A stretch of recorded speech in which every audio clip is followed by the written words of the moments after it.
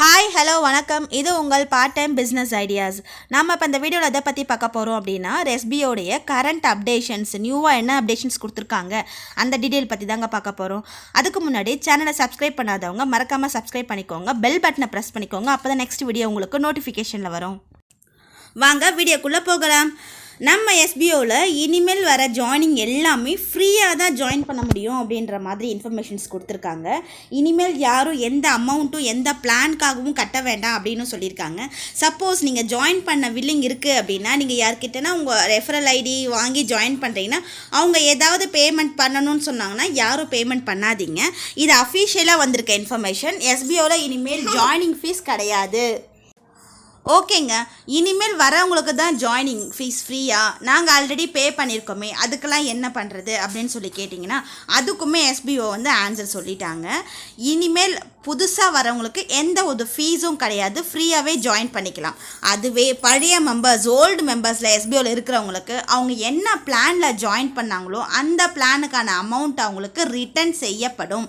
கண்டிப்பாக ரிட்டர்ன் கொடுத்துட்றோம் அப்படின்னு இன்ஃபர்மேஷன் வந்து கொடுத்துட்டாங்க.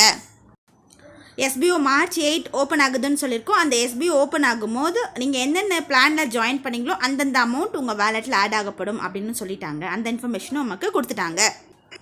இனிமேல் எஸ்பிஓவில் ஜாயினிங் ஃபீஸே கிடையாது. எதுக்காக பே பண்ணுறோம், க்ளவுட் ஸ்டோரேஜ் பை பண்ணுறதுக்கு, அந்த மாதிரி எந்த ரீசனுமே இனிமேல் ஜாயினிங்காக என்ன ஃபீஸும் பே பண்ண வேண்டிய அவசியம் கிடையாது. ஃப்ரீயாகவே நீங்கள் ஜாயின் பண்ணி லைஃப் லாங் வந்து ஒர்க் பண்ணிக்கலாம்.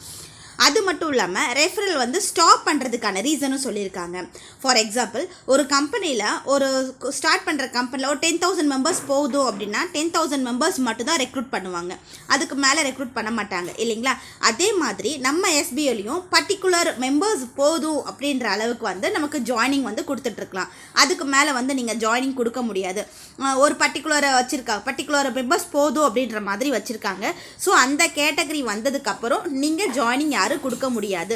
மேக்ஸிமம் 10 மந்த்ஸுக்குள்ளேயே அந்த கேட்டகரி முடிஞ்சிடும் அப்படின்னு சொல்லியிருக்காங்க.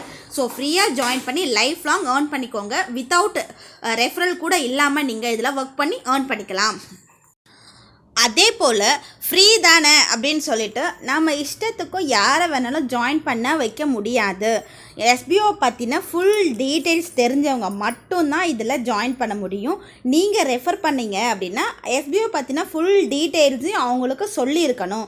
அதை வெரிஃபை பண்ணுறதுக்கு பேக் ஆஃபீஸ்லேருந்து எப்போ வேணாலும் கால் பண்ணுவாங்க. அந்த காலில் அவங்க கேட்குற கொஷினுக்கு ஏதாவது சப்போஸ் ஆன்சர் பண்ண தெரியலை அப்படின்னா ரெஃபர் பண்ணவங்க ஐடியும் சஸ்பெண்ட் ஆகும், ரெஃபரல் கொடுத்தவங்க ஐடி ப்ளஸ் ரெஃபரலால் ஜாயின் பண்ணவங்க ஐடியும் சஸ்பெண்ட் ஆகும்.